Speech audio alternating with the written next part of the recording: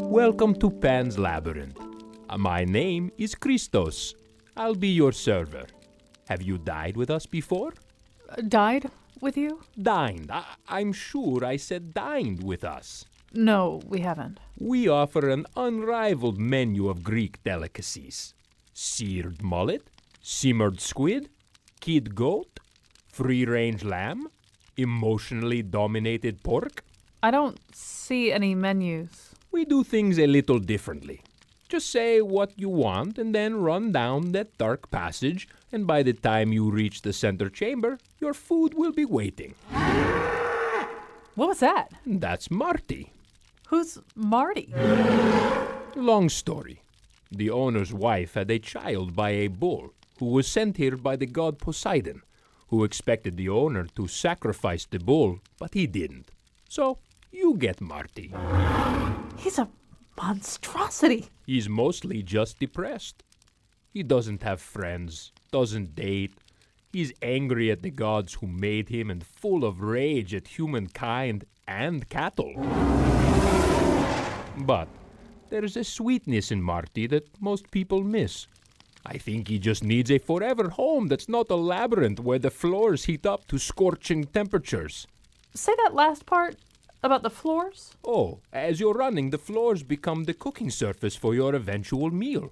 That's why we call it Pan's Labyrinth. You know, I just wanted a nice night out with my girlfriend. It's a really special anniversary for us, and we just wanted some wine and a little delicious food, and now you're telling me the soles of our feet are going to be scorched and charred, and then we may be ravaged and killed by a horned abomination? I'm going to put this on Yelp. Oh, you'll definitely Yelp. Everybody yelps. That's Marty's impatient sound. I can't stand it. Here's a show about mazes and labyrinths. And now he was stuck in a corn maze for 3 days and ate a hipster. Colin McEnroe. I didn't eat a hipster. At least I'm fairly sure I didn't eat. Do they wear hats? I might have eaten a hipster. I was stuck in that maze for a really long time. All right, so one thing that we're going to tell you right away is that mazes and labyrinths are not the same thing. But we are doing a show today about mazes and labyrinths, or perhaps labyrinths and mazes, because I think labyrinths kind of come first.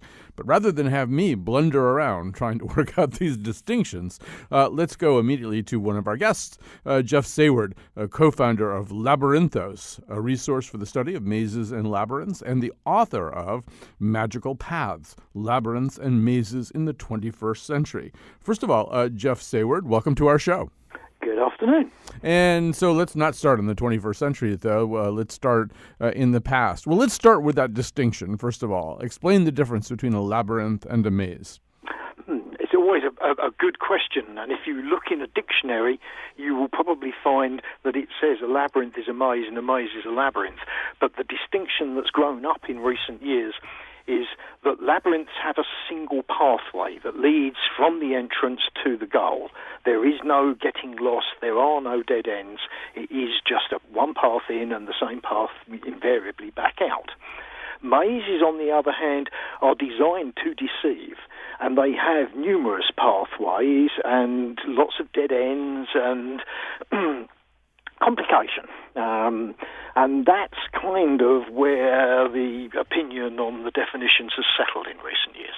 Well, I think we can live very comfortably with that particular distinction. So labyrinths have existed for a very, very long time. And if they didn't exist to do what mazes do, which is either to test people or to let people have a lot of fun, kind of getting lost in a fairly safe way, if labyrinths exist for some other purpose, what is that purpose? Well, therein lies the $64 million question.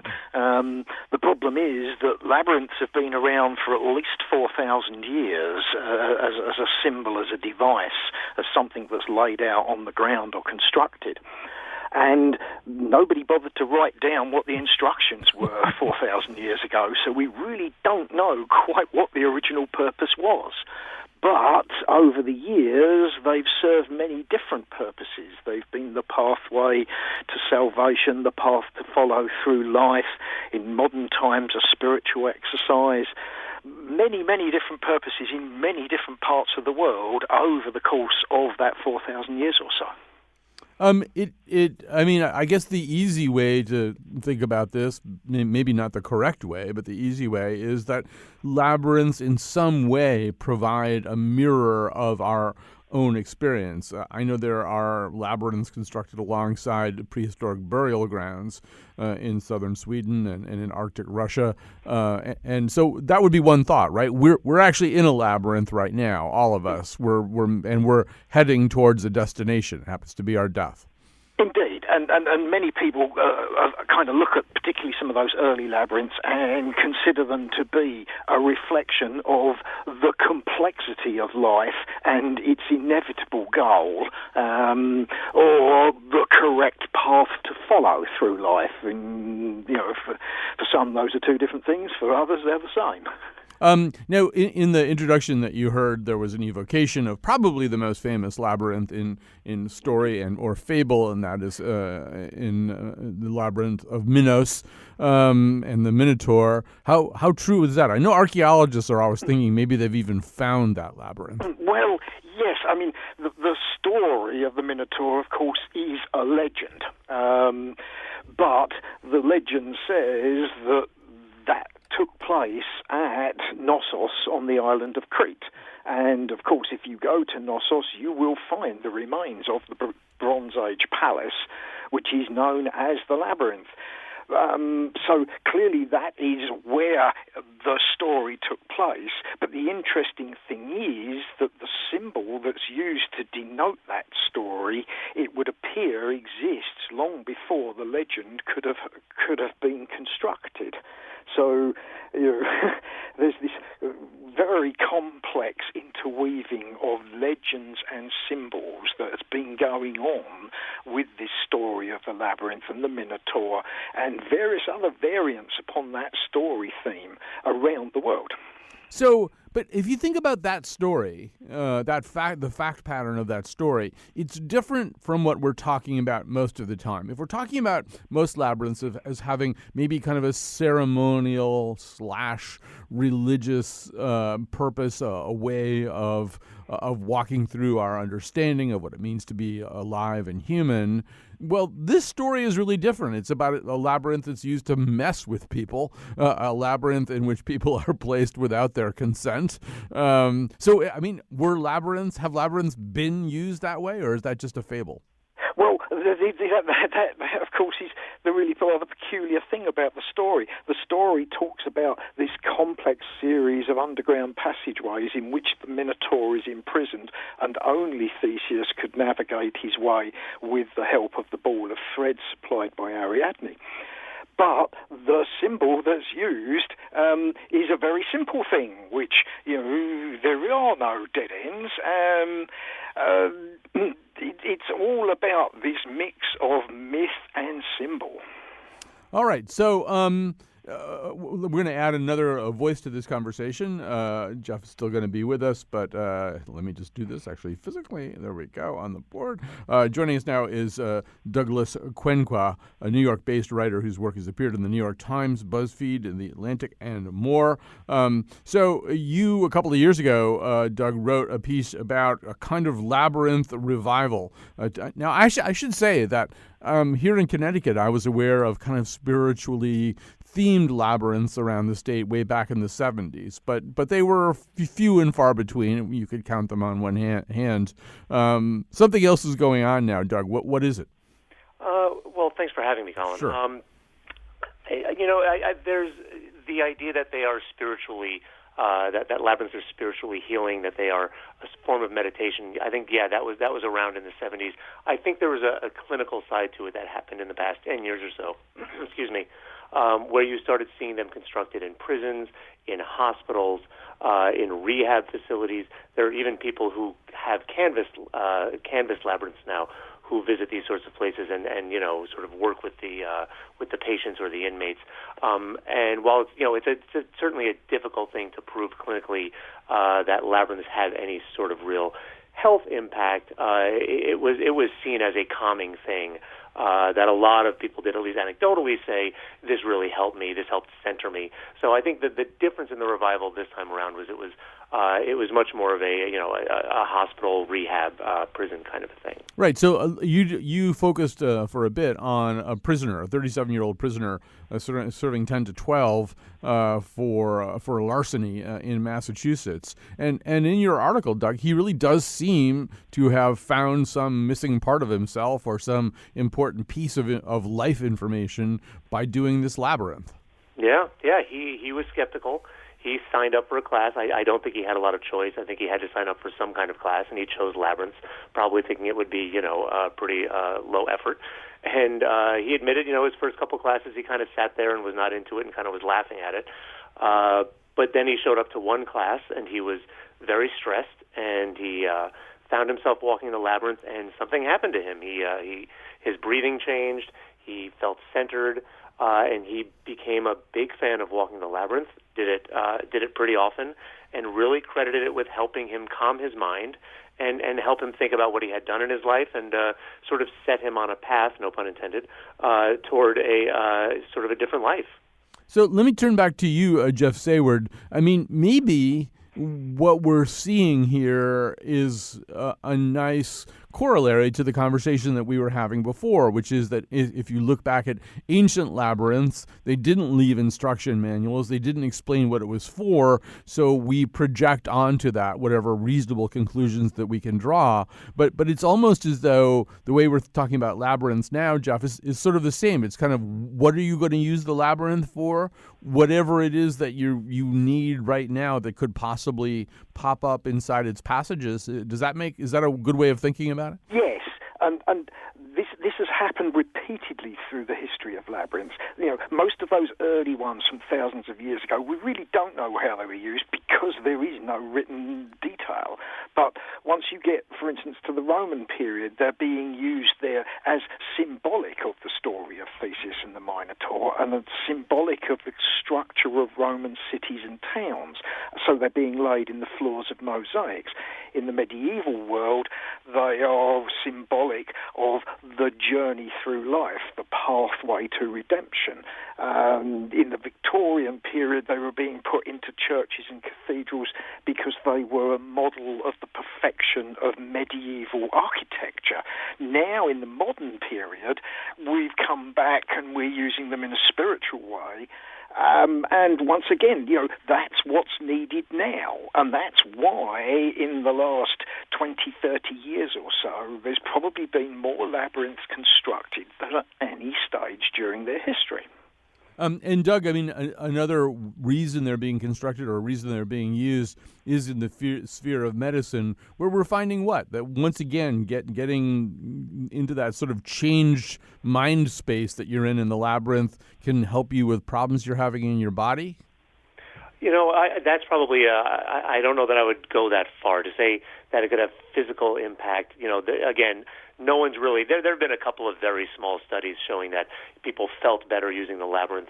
But even clinicians who swear by the labyrinth are perfectly willing to admit that you probably couldn't do, a double-blind study that proved anything with a labyrinth. So the idea that it could, somehow, people say, it helps with the nausea from chemotherapy, and, probably in the same way that meditation or yoga does, sure, it probably helps like that. But whether it has real physical benefits, aside from, a good, would it be more of a physical benefit than, say, a walk around the block, is difficult to say. Jeff, do you have any workable hypotheses about why there would be an interest rate? I mean, what Doug is describing, Jeff, does sound like, more being built than ever before. Why would that be? Once again, when you look back at the history of them, you find that labyrinths tend to crop up in societies around the world at times when those societies are undergoing dramatic expansion or really particularly important changes.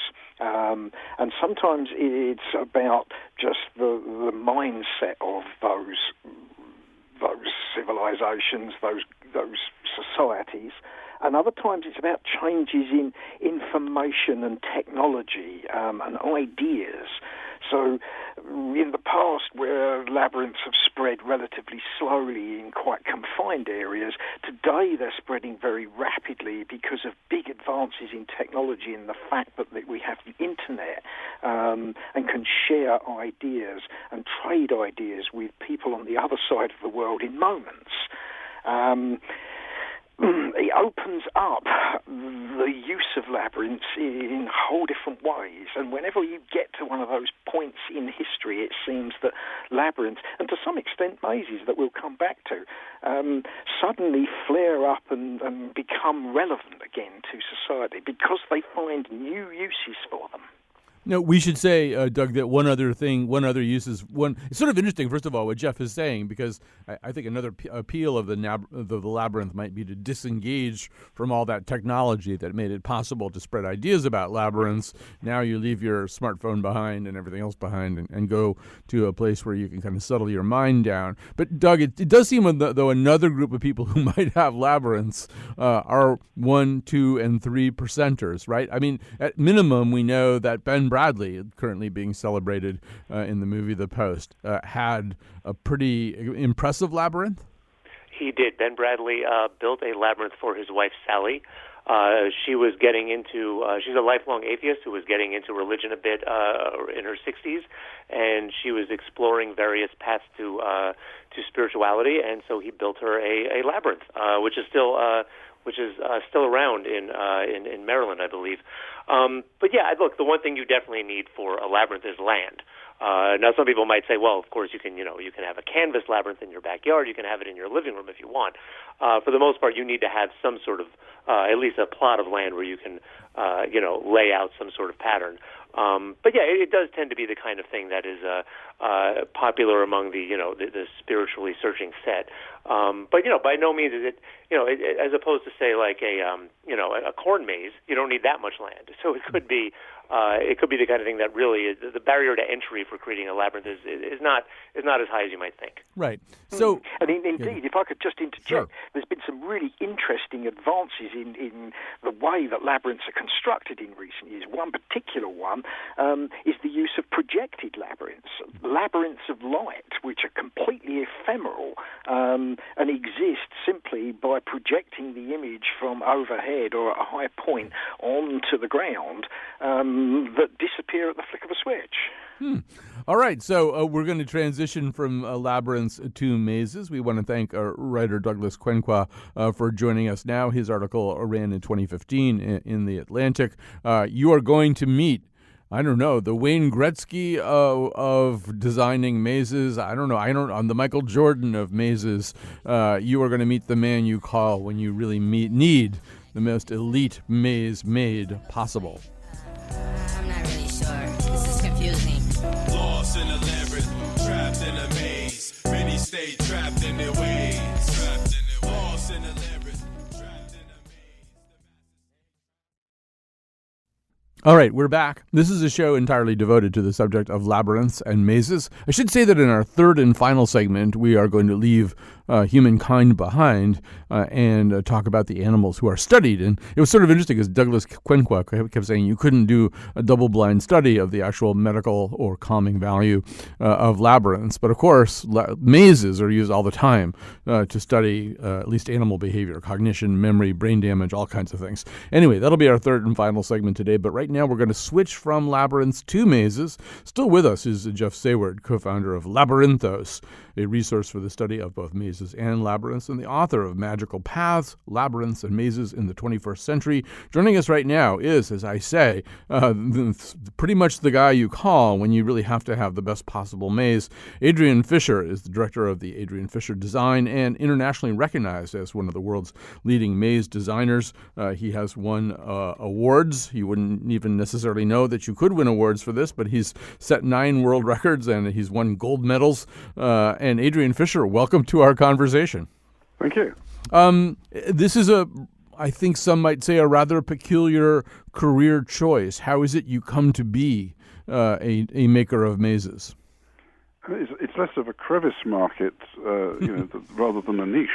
A crevice is so small, you really are shoulder to shoulder to the edges. But it's specialized, and it's the way the world's going. It's like a form of art. I know particular artists who specialize very narrowly, but it becomes extremely exciting because it takes them to a further point. And in the design of mazes, there's lots of different ways of building mazes. It depends on how you would approach it. I think it's more to do with doing things together as a shared experience and going along with a common consensus and coming out walking taller because you did it together and you stayed together and you feel good about it. You discovered things you never expected together. And in that way, it's a very fulfilling, friend-affirming and life-affirming and family-affirming activity. And as such, it's like a form of art. It is actually a very rewarding thing and lots of exercise. So you have created over 700 mazes in more than 30 countries. Is there like 40 countries, actually. Oh, 40 countries now. And I understand China is one of the places that mazes are sought after and loved. Tell us about China and their fascination with mazes. I got back a couple of weeks ago from a trip around China, and we struck 3 years business in the first 8 days. Mm-hmm. There's a tremendous excitement and interest in the leisure industry and development anyway. Mazes are a very attractive part of it, and they're really excited and positive. So we're very thrilled to be working with some of our colleagues there. It seems to me that one of the more daring-do acts of building a maze was the one that you did on the side of a volcano on the border of North Korea. So you've got two possible sources of danger there. Tell us about that project. That one, actually, we were going to go up to do the site visit, but actually it was considered probably too cold. It was minus 20 degrees the day I was going to go a fortnight ago. So we actually had a very comfortable meeting in Beijing. But actually it was really good. That the air quality is vastly better in Beijing than it was even 2 or 3 years ago. You can see it for a mile before you hit the smog. But we were talking about a volcano where the international line goes through the middle of the crater lake. And there's no boundary. If you wander too far, you might suddenly find, you're asked to stand still. And then you'll be led away. And you can't run. So just make sure you know where the international boundary is before you get too close to it. All right. So, Jeff Sayward, we were talking about the distinction at the beginning. But Jeff, was there sort of a way in which the labyrinth, which is a simpler creature ideally or preferably with sort of a direct, unwavering path to its inner chamber, turned into the maze? Can we sort of see a point where that happened? Yes. If you look back around 500 or so years, you see that labyrinths which were being placed in the cathedrals maybe 700 or 800 years ago across northern Europe, in France, in Italy in particular, start to be constructed in the gardens of wealthy princes and well-to-do gentlemen. And at first, they are building little low labyrinths, maybe using things like box hedging. But as those labyrinths start to grow taller and taller, then they start to play with the designs and make them more complicated and introduce choices in the pathways which clearly don't work on a two-dimensional construction.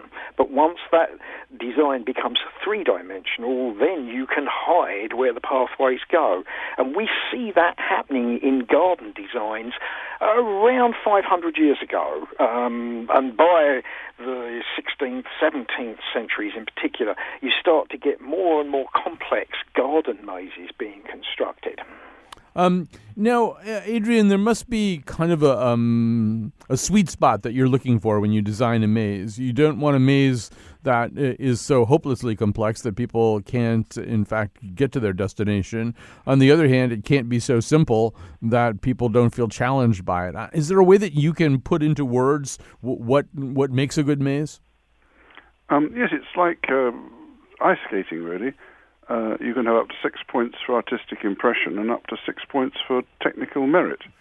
And the technical merit is, was it a good challenge and a puzzle? And the artistic impression was, as a piece of, if you like, walk-through sculpture, was I moved by it? And you're playing off one of those factors against the other. If you make a maze, I can easily make a maze more difficult. I did one in at Davis Farmland 5 years in a row, and Larry Davis each year said, I cannot believe it. It takes them an average of 10 minutes longer than the same field last year. And the answer was you can make things more and more and more, tighten them up. Equally, quite often I've designed puzzles for the World Puzzle Championships, far too difficult and not fair on the families. So you tone it down until it's just right for the 8 and 9-year-olds perhaps who are going to aim target market. So you can certainly tone up or tone down the challenge. You can also make it obvious or less obvious what the hidden meanings, the mystery, the storyline is all about. And I think that's the fresh, modern way of looking at maze design, which was much less evident even 200 or 300 years ago. We're going to play a little clip of what happens when you don't hire Adrian Fisher. You hire some other maze designer who doesn't understand the subtlety, the sweet spot that he just described, and therefore your visitors do get lost in the maze. Here's a 911 call. 911 to find you. What's the address of your emergency? Hi, I just called. I'm still stuck at Cornish Farms. I don't see anybody. I'm really scared. It's really dark, and we got a 3-week-old baby with us. Relax. Calm down. Your husband's with you, right? Yes, for my baby. Can I talk to your husband? Say hello, Canine. Hello, Canine. Say it again so he can eat because he can't see you. So say hello, Canine. Hello, Canine. Keep going, sir. Give him something Hello, to do. Canine. We see light. You're going to be okay, all right? Thank you so much. You're welcome, all right? We thought this would be fun. Instead, it's a nightmare. Never again. All right, so they're actually sending a canine unit to track these people in the maze. That's why they're asking them to yell, hello, canine. So, Adrian, that must send chills up your spine. That's exactly the kind of thing you don't want people to have happen to them in a maze. Well, it does happen from time to time, not very often, but it's quite character-forming and people get over it. And they feel the better for having overcome what is not exactly life-threatening. I think we live in a world where far too sanitized. Children aren't allowed to climb trees. They aren't allowed to cut their knees when they go scrambling. They don't, build rafts on rivers. And, we're losing an awful lot. I mean, there's a horrific statistic that something like 2/3 of our children play essentially using a screen-based system between their thumbs and don't know how to go out and have fun and dam up streams in the woods and build tree houses and things. Oh, dear, oh, dear. We really have got to get a bit more robust. We're not going to learn how to do things like that. And then you ask these young people to volunteer and, put their lives at risk, in military service and things. The real world needs preparation for. And, I'm not trying to be brutal, but I think we ought not to get too precious. Obviously, you don't want to violate health and safety. You don't have dangerous bridges. You do certainly want to help people get out. But, the way I design it, it's not a thing that goes on for very long before someone's distress becomes obvious. Jeff Sayward, I would imagine that this is not that. I mean, first of all, I think Adrian is making a great point, which is also a maze. And I remember being a kid and loving mazes, but part of the reason for loving mazes was there is some tiny inkling of concern, right? A maze isn't any fun if you just absolutely know, how you're going to solve it and that you're going to solve it. You want some level of anxiety, right?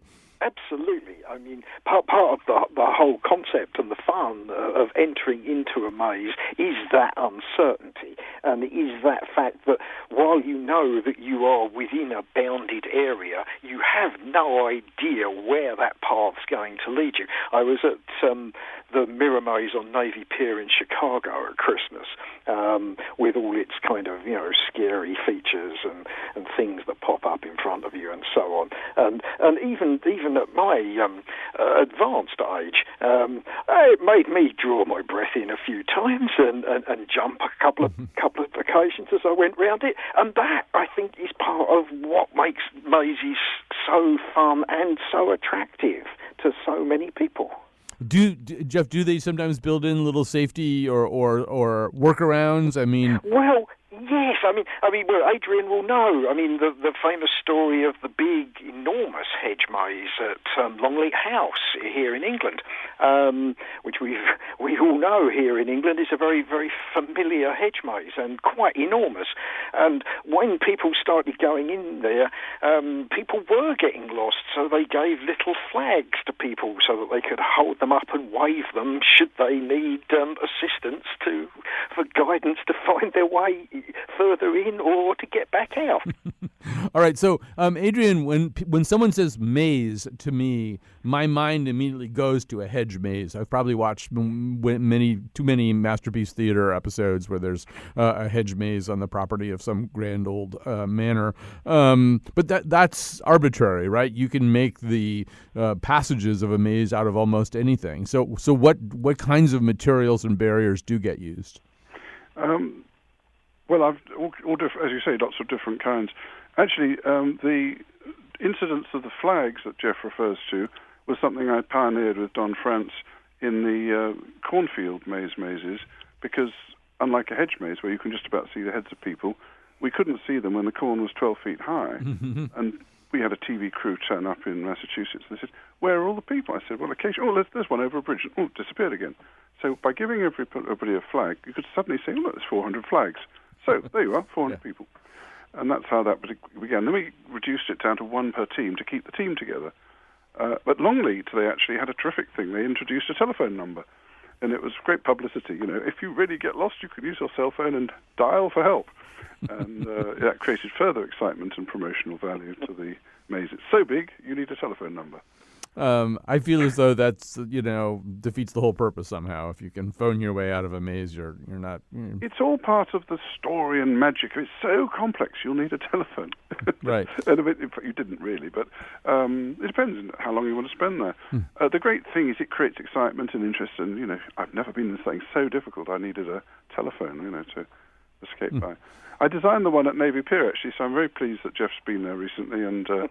it's still going strong and providing a challenge. So he called that a mirror maze, Adrian? What's a mirror maze? Well, that's a mirror maze. That's different arrangements of mirrors.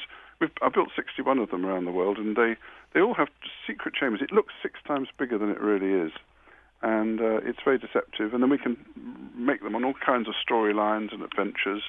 And I've been pioneering in recent years all numbers of keynote chambers, from bridges over infinity chasms, tapering chambers to do pre-shows, Ames rooms, upside-down chambers, chambers with hidden portals and vortex tunnels, in a kaleidoscope, a light maze. In October in London, I actually created a light maze where the lights were all around you in all 3 dimensions, going up, down, sideways.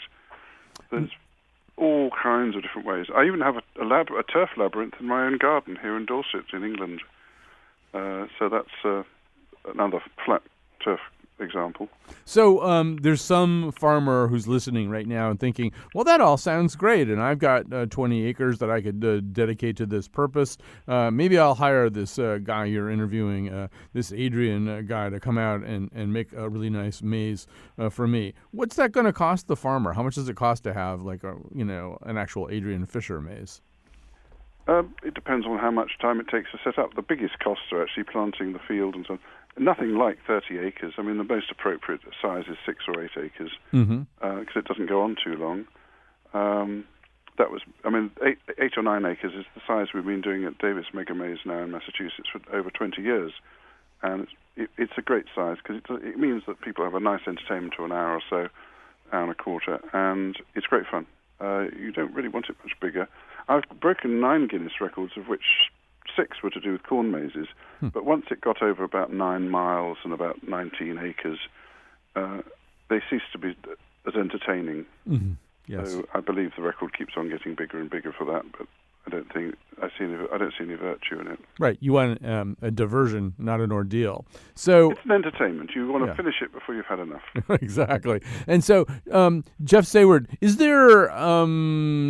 I don't know. I keep thinking of the song "The Farmer and the Cattleman Can Be Friends." Do labyrinth people and maze people kind of look askance at one another, Jeff? That's an interesting one. I mean, there are those that are in various camps.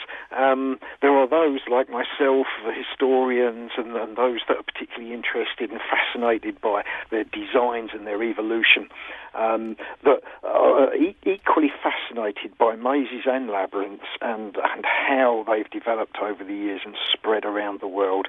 There are those who would really probably maze fanatics that look at labyrinths and consider them to be ridiculously simple. And then there are the labyrinth enthusiasts who kind of look at mazes and think, well, what's the idea? I mean, they're just there for confusion. That's not a labyrinth. It's one of those Venn diagrams where there are lots of intersecting circles, different groups of people, but there is a little sweet spot in the middle where all of us come together and share our fascination and enthusiasm for them. Well, the two of you have been wonderful guests. Adrian Fisher is director of Adrian Fisher Design, internationally recognized as one of the world's leading maze designers. Jeff Sayward is co-founder of Labyrinthos, a resource for the study of mazes and labyrinths, and the author of Magical Paths, Labyrinths and Mazes in the 21st Century. We're going to pause here for a second, and when we come back, we're going to talk about the animals who are in mazes on our behalf, and we'll tell you a little bit more about the evolution of that kind of testing. Find me till spring. I'm lost in the corn maze on Halloween night. What a crazy way to spend Halloween.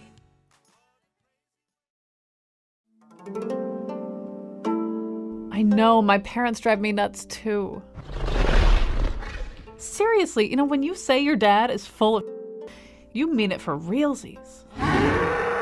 Oh, do you want to try doing the credits? Tell them who produced this episode. That's right, Josh Nalea and me, Kyone Wolf. Oh, and say something about Amanda Fish. We need to talk more about the Me Too movement. The part of Bill Curry was played by... Why William Devane? You just like him. Okay, tomorrow we're getting out of this labyrinth and going skating with Tanya Harding and the Nose. And now, back to...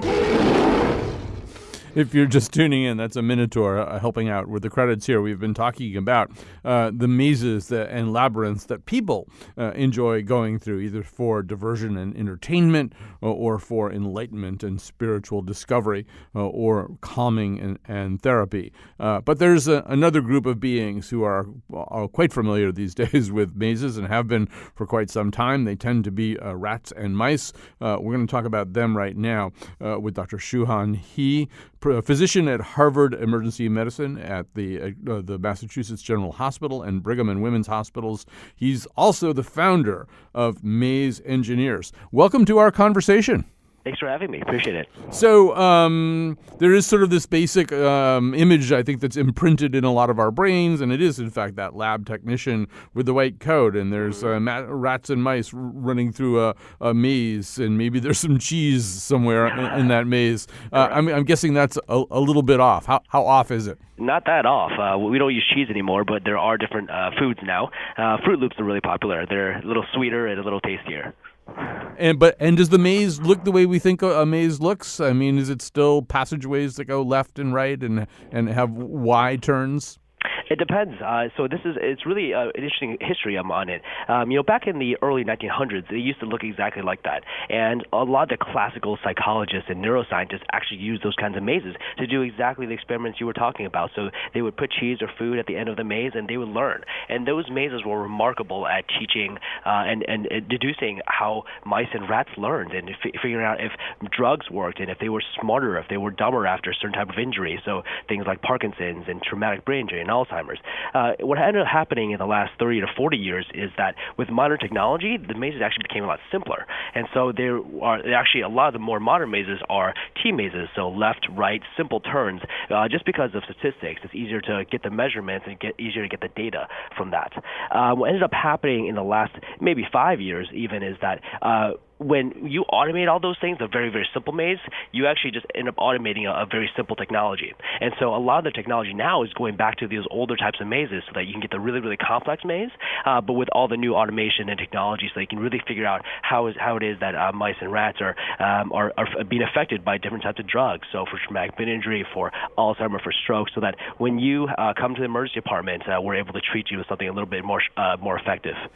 All right, I want to come back to that technology and automation in just a second, but those early rat mazes. Well, in just the segment that preceded this one, two of our guests were talking, I think, about the Hampton Court hedge maze, and there was one of those for rats. That seems too complicated somehow, right? That's too complicated for a rat. No, they were able to figure it out and learn how to do the Hampton Court maze. That was a classic maze done by Tolman at University of Chicago, where they would run mice and rats through the Hampton Court maze, and they would learn over a couple days, and it was incredibly sensitive to figure out how intelligent mice and rats were.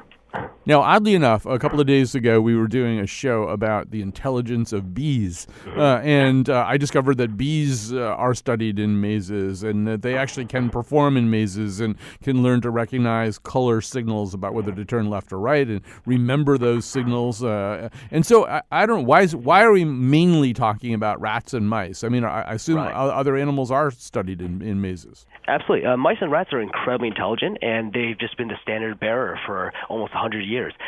We know a lot about their chemistry, their neuroscience, their anatomy as well, and because we have those sensitive studies from the early 1900s, that we understand the circuitry of mice and rats, and so we're able to tell if mice and rats are smarter or dumber, if they have a certain injury or if we give them certain drugs. You can also do other animals, but it's taking a little bit longer for researchers to catch up on them. Bumblebees, for example, have had an incredible amount of research recently, and there was a study done just last year where they made bees play soccer against each other in a maze. And when they played soccer against each other, you could actually tell and look at the neurons and how they fire. And it's incredible looking at those different animal models and seeing how they perform, because now you have technology to look at the brain and how it's functioning while they're behaving. So we've had more animals now, things like bumblebees, nematodes, marmosets, naked mole rats, pigs even. Pigs are widely used for traumatic brain injury as a very popular model. When we think maze, as I say, we have a particular image, but there are things that are called mazes in research that probably don't look very much like a maze to the average person. Tell people about the Morris Water Maze. Yeah, the Morris Water Maze is a fantastic test that's widely used. Anytime you see any research or a study that says, in the newspaper that says, new drug allows you to become a smarter mouse, right? That's because they tested mice and they threw them in a big tank of water, and what they show is that they're able to find this hidden platform underneath the water. And this has been widely used for the last 30 or 40 years. You put the mouse in water, and it's supposed to find where the hidden target is. Mice that are a little smarter know how to swim directly to that target because they want to get out of the water. They don't like being in the water. Right. So that's a maze in a different way. The mouse still has to solve and perhaps remember a spatial problem, and rather than being about the mouse trying to find a Fruit Loop, it's about the fact that the mice don't like swimming around in murky water. Absolutely. And so a lot of the other functions or categories of mazes don't tend to look like the classic mazes. The classic ones you think of tend to be the ones that test learning, their ability to learn, but there's ones in motor function. The motor functions test your ability to, for example, cross a barrier to get a piece of cheese. The ones that are that's sociability, test your ability to choose between another mouse, who's your friend or mate, and a piece of food. So sometimes if you would rather have food than a friend. And you can have other ones like anxiety and depression, where you test how depressed they are, how anxious they are, and even things like exploration, how badly they seek to find new things and new experiences. So those types of mazes tend to look very different than the classic learning maze. So a few years ago in gyms around the country, it became there was a vogue for these stationary bicycles where you looked at a screen, and on the screen was a road, and then you could pretend that you were bicycling on that road, and even the difficulty of pedaling the bike would begin to kind of map onto the hill that you were seeing on this screen. But you guys were way ahead of us on that one, right? This is something that is a version of this has been done with rodents. Why build the maze when you can simply make the rodent experience a maze on a kind of a trackball? Yeah. So the trackball is a virtual reality maze. The issue is that rodents don't see that well, and so putting them in a virtual realm doesn't work as well because they respond a lot better to touch, a lot better to smells, noise, things like that. Versus humans, we primarily use the ability to see things, and so having a virtual screen works really well. With mice, you tend to need other things like the fear of an open area or food, things like that don't translate quite as well to virtual reality. Are there? Can you? Well, I mean, you sort of wear two hats here. So, as somebody with a lot of emergency room experience, can you point to things that ways in which we humans are now treated, either with drugs or something, that is the result of this kind of maze research in rodents? Absolutely. Almost every sort of type of successful neurological drug has come from this research. So, if you think about what a maze is telling you how the brain functions. It's the outcome of all of neuroscience, right? And so any sort of drug that's been really successful has been because they realized it worked in mice. They used it in people, they realized it worked as well, and then they figured out how it works later on. And so this really matters a lot because especially in modern neuroscience research, the outcomes for things like traumatic brain injury really matters to have the outcome function, because when you have the traumatic brain injury or you hit your head really hard, you lose function in so many different ways: social ability, anxiety, depression, ability to learn, and all those things are tested in mice and rats before they go to humans. So depression drugs like Lexapro or depression drugs like Prozac, those sort of medications were all shown to be successful first in mice and rats, and they had less anxiety, less depression in those mazes, and then moved to humans where they should be very successful. So earlier in our conversation, you were talking about technology and automation. You can design a very simple maze, but you can also design one that's technologically pretty advanced in terms of bells and whistles. Tell us about the Labyrinth. It's interesting that your one of your top-of-the-line mazes is actually called the Labyrinth. Absolutely. This is our concept car of a maze, where essentially what we do is we take all the most modern technology. So we put them in a big box, and it's got over 100 doors. And those doors can make any sort of maze out of that same spatial place. So you can do all the classic types of mazes in one apparatus versus having to buy a bunch of different mazes. Ultimately, research dollars and how they get spent really matters. At the same time, we're able to do things like operant conditioning. This is a type of maze where we put them in a box and we force them to press buttons like press touch screens.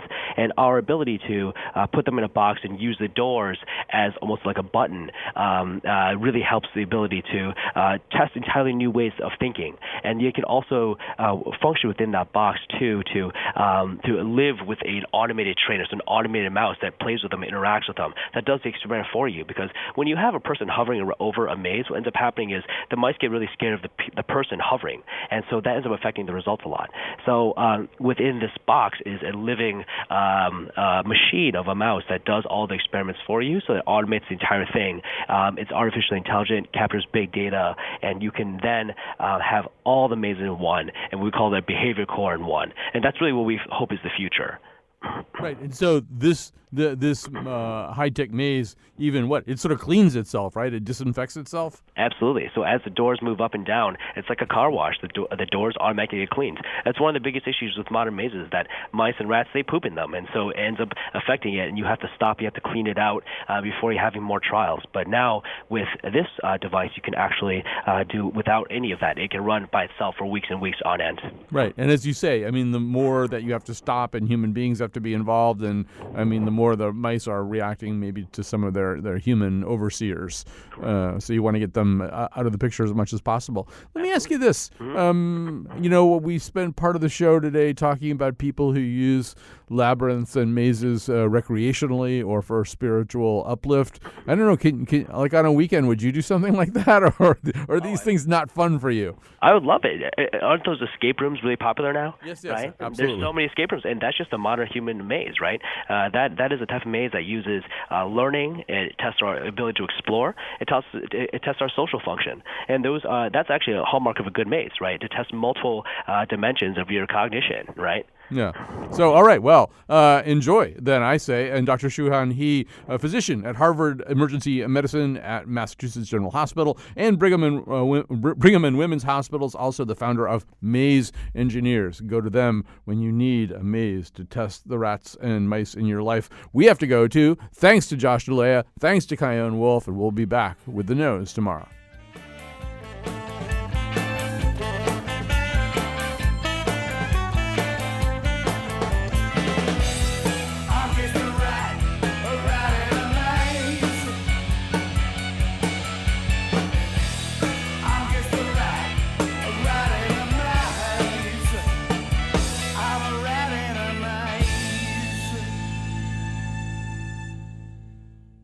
Hey, Pinky, I'm working on developing this maze, and I could really use your help. Ugh, typical. Just because I'm a mouse, you think I'm really good at running mazes, huh? Frankly, Kevin, your stereotyping is ignorant, unimaginative, and offensive. Well, there's a chocolate bar coated with peanut butter and topped with bacon bits in the middle. I'm only doing this in the interest of science.